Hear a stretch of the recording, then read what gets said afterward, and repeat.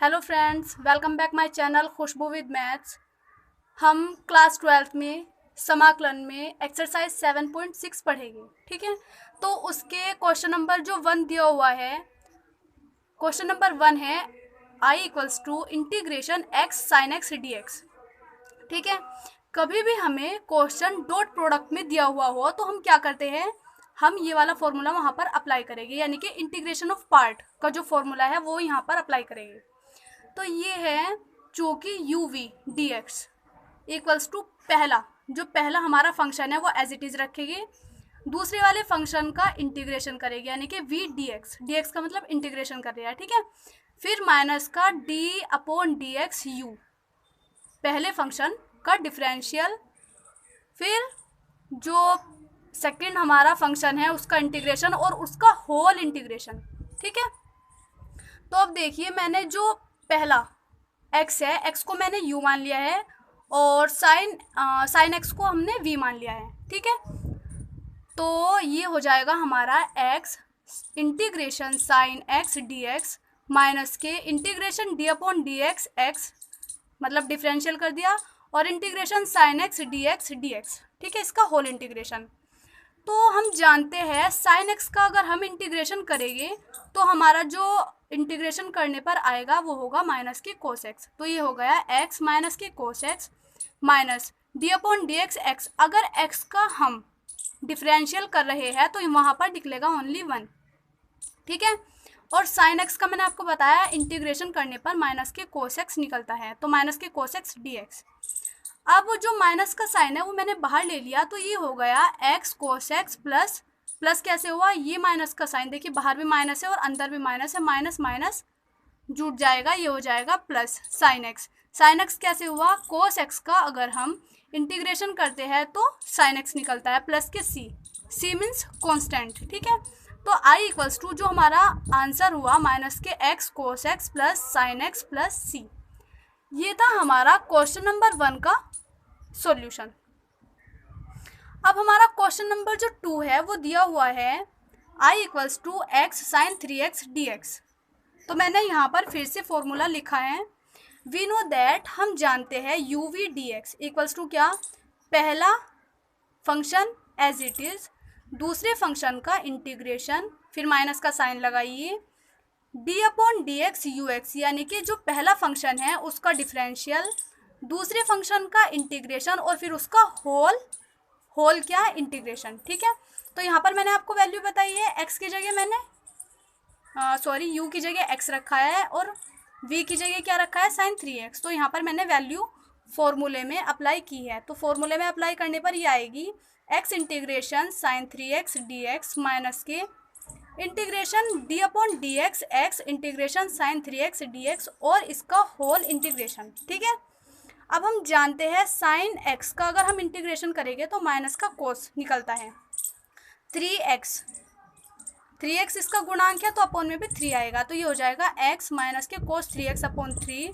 Minus 1 by D upon D x, और x है तो मैंने बताया x का अगर हम डिफरेंशियल करते हैं तो ओनली 1 निकलता है, और माइनस के कोस 3x अपॉन 3 dx, मतलब एक बार इंटीग्रेशन इसका और होगा। ठीक है, तो यहाँ पर हो जाएगा, मैंने क्या किया है, जो माइनस का साइन है उसे बाहर ले लिया है, तो ये हो जाएगा माइनस का x कोस 3x अपॉन 3 प्लस माइनस को बाहर ले लिया है तो प्लस 1 अपॉन 3, जो 1 अपॉन 3 है वो मैंने बाहर ले लिया क्योंकि कांस्टेंट वैल्यू थी, और यहाँ पर बचा क्या, कोस 3x। तो कोस 3x का एक बार फिर से आप इंटीग्रेशन करेंगे हम, तो ये हो जाएगा कोस का इंटीग्रेशन करने पर क्या आता है, साइन 3x अपॉन 3 प्लस सी।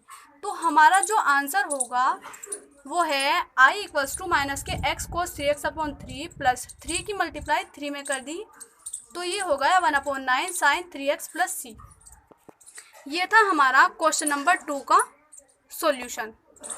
ठीक है, अब चलते हैं हम अपने क्वेश्चन नंबर 3 पर।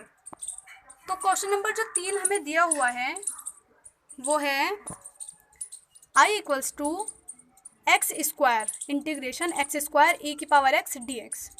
तो यहाँ पर मैंने फॉर्मूला फिर से लिखा है जिससे लर्न हो जाए, integration u v d x, मैंने क्या बताया, डॉट प्रोडक्ट है। ठीक है, डॉट प्रोडक्ट में हम कौन सा वाला फॉर्मूला अप्लाई करेंगे, इंटीग्रेशन ऑफ पार्ट, जो ये फॉर्मूला है इंटीग्रेशन ऑफ पार्ट है, ठीक है। तो ये हो जाएगा u integration v dx minus के integration d upon dx u integration v dx और इसका होल इंटीग्रेशन dx, ठीक है। तो मैंने क्या, जो एक्स स्क्वायर है उसे u ले लिया है और e की पावर x को v, ठीक है। तो यहाँ पर मैंने वैल्यू फॉर्मूले में पुट की है, तो ये हो गया हमारा एक्स स्क्वायर इंटीग्रेशन e की पावर x dx माइनस के d अपॉन dx माइनस के एक्स स्क्वायर इंटीग्रेशन e की पावर x dx और इसका होल इंटीग्रेशन dx, ठीक है। तो चूंकि हम जानते हैं अगर हम e की पावर x का इंटीग्रेशन करते हैं तो इंटीग्रेशन करने पे हमें यही वैल्यू मिलती है, ठीक है। तो ये हो जाएगा एक्स स्क्वायर e की पावर x माइनस, देखिए एक्स स्क्वायर था, इसका हमने डिफरेंशियल किया तो क्या हो गया 2x और e की पावर x dx। अब यहाँ पर से मैंने क्या 2 को बाहर ले लिया है, तो यहाँ पर ये वैल्यू बची एक्स स्क्वायर e की पावर x माइनस के 2 और ये क्या बचा x इंटू e की पावर x dx। अब हम देख रहे हैं कि यहाँ पर फिर से डॉट प्रोडक्ट बन रहा है ना। तो इस फंक्शन में मैंने क्या किया, इसको तो आई डैश मान लिया है और जो दूसरा फंक्शन है इसको आई डबल डैश मान लिया है।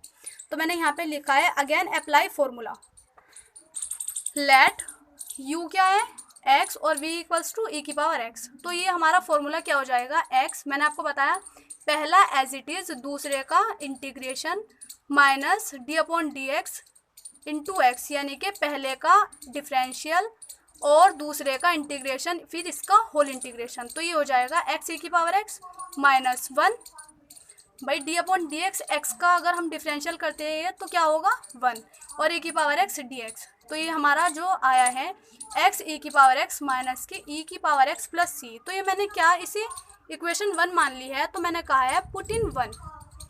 तो ये हो जाएगा x स्क्वायर e की पावर x माइनस के 2x e की पावर x माइनस e की पावर x प्लस c। इस 2 की आप पूरे ब्रैकेट में अंदर मल्टीप्लाई कर दीजिए, तो ये हो जाएगा एक्स स्क्वायर e की पावर x माइनस के 2x e की पावर x प्लस 2 e की पावर x प्लस c। अब आप देखिए इन सभी फंक्शन में हमें e की पावर x क्या कॉमन दिख रहा है, क्या दिख रहा है e की पावर x हमें सभी में कॉमन दिख रहा है। तो मैंने e की पावर x को कॉमन ले लिया और अंदर बचा एक्स स्क्वायर माइनस के 2x प्लस 2 प्लस c। यही हमारा क्वेश्चन नंबर 3 का सॉल्यूशन है, ठीक है। मिलते हैं हमारे नेक्स्ट वीडियो में, तब तक के लिए बाय बाय।